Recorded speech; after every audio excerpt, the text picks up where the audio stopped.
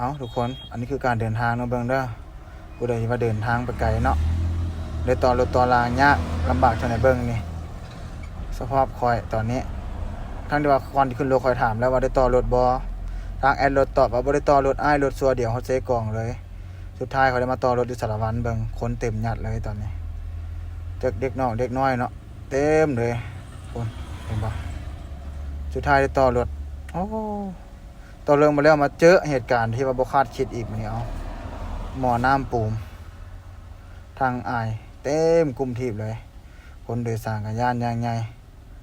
คนที่ว่าเคยเจอแล้วเขาเจ้ากับพ่อย่านเนี่ยแต่ว่าพวกเล็กๆเด็กน้อยอย่างที่เพื่อผู้หญิงผู้หญิงเนาะอายมันขึ้นมานี่มันก็ฮ้อนแล้วเนาะน้ำปูมเนาะรถอีพอมันก็เก่านั่นแล้วเนาะกับบ่ตีเนาะทั้งที่ว่าเฮาเองก็เป็นคนโดยสารที่ว่าต่อเนาะโชเฟอร์รถทันเมย์ต่อให้พุ่นน่ะปูมมาหมึกแห้งๆทุกคน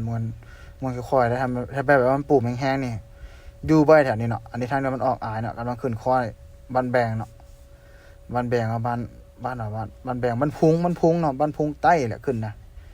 สารวันนี้สุดท้ายพุ่นน่ะจุกจะว่ามันน้อยๆมันฝดบบปานหม้อน้ำร้อนพุ่นน่ะความร้อนธรรมดาวะข่อยก็บ่สร้างสิว่าบ่สร้างเสร็จแล้วค่อยตอนนี้ก็ได้จับโทรศัพท์มาถ่ายให้ว่าเฮ็ดหยังบ่ได้พุ่นอายมันออกเลยตอนนี้พุ่นพวกเจ้าเบิ่งจังหน่อยพวกเจ้าเบิ่งมันจะออกอายความออกอายหลายอายม้วนน้อยๆได้อายจะกุ้มทีบเลยบัดนี้ข่อยก็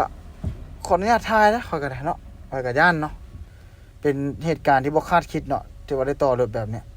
โอ้พุ่นน่ะหลังจากที่ว่ามาได้สักพักนึงเนาะใบรถดับเนาะดับเองเนาะออกอายตรวจเลยโอ้คนโดยสารบัดสภาพทุกคนลงรถแตกหนีภัยหนีมันยางห้วนได้ฮอดเฮือบ่เนาะบางคนว่าพุ่นกุญแจอะไรก็มีเนาะดีแต่ว่ารถอีพอเพิ่นมาติดไปได้คือเก่าทุกคนข่อยก็เลยว่าบอกไอ้น้องทางลุมมารับอยู่ท่าแตงข่อยไปฮอดแต่ท่าแตงเขาก็ลงรถเนาะขี่รถจักรเมื่อเอาข่อยย่านที่จริงรถเพิ่นก็ดีแล้วมันบ่ดีนะดีเนาะแต่ว่าเสียทีว่าหมอน้ำมันหัวเซแล้วมันปูมเนาะจักก็จะลมได้แล้วจินตนาการไปการมาทุกคนเบิ่งระมัดระวังให้เต็มที่ย่านมีเหตุการณ์แบบที่ค่อยเป็นนี่นะมันเสียเวลาซื่อๆเนาะทั้งที่ว่าเขาขี่รถต่อเดียวนี่ซ้ำ10 โมงเช้าเขาก็ฮอดแล้วซ้ำเซกองท่าแตง10 โมง 11 โมงก็ฮอดแล้วเนาะเป็นสติเตือนใจสำหรับการเดินทาง